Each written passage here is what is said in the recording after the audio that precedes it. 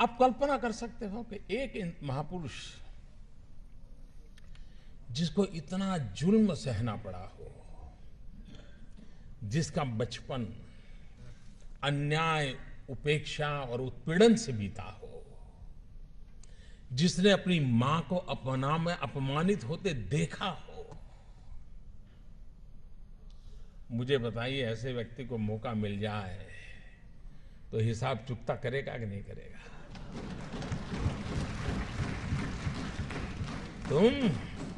तुम मुझे पानी नहीं भरने देते थे, तुम मुझे मंदिर नहीं जाने देते थे, तुम मेरे बच्चों को स्कूल में एडमिशन देने से मना करते थे।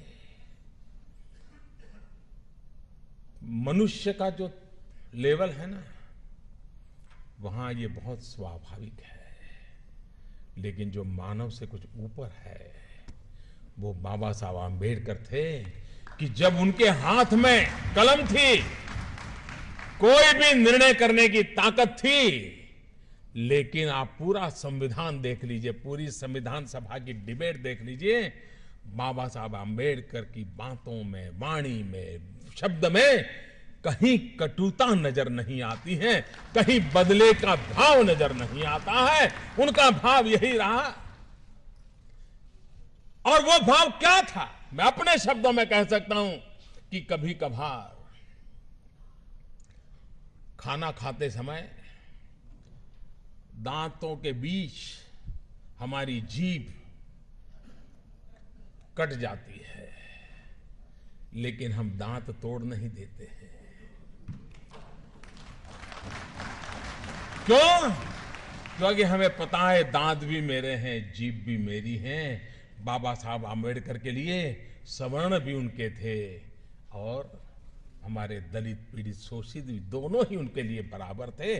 और इसलिए बदले का नामो निशान नहीं था, कटुता का नामो निशान नहीं था। बदले के भाव को जन्म न देने का और समाज को साथ लेके चलने की प्रेरणा देने वाला प्रयास बाबा साहब आंबेडकर की हर बात में झलकता है। और ये देश 125 करोड़ का देश बाबा साहब आंबेडकर का हमेशा हमेशा ऋणी रहेगा, जिसने देश की एकता के लिए अपने जुल्मों को दबा दिया, गाड़ दिया, भविष्य भारत का देखा और बदले की भावना के बिना समाज को एक करने की दिशा में प्रयास किया है। क्या हम सब, हमारे राजनीतिक कारण कुछ भी होंगे,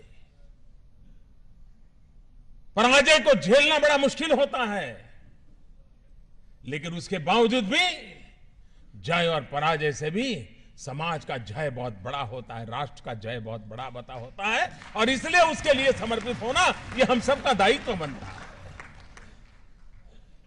इस दायित्व को लेकर के बाबा साहब आंबेडकर ने जो उत्तम भूमिका निभाई है,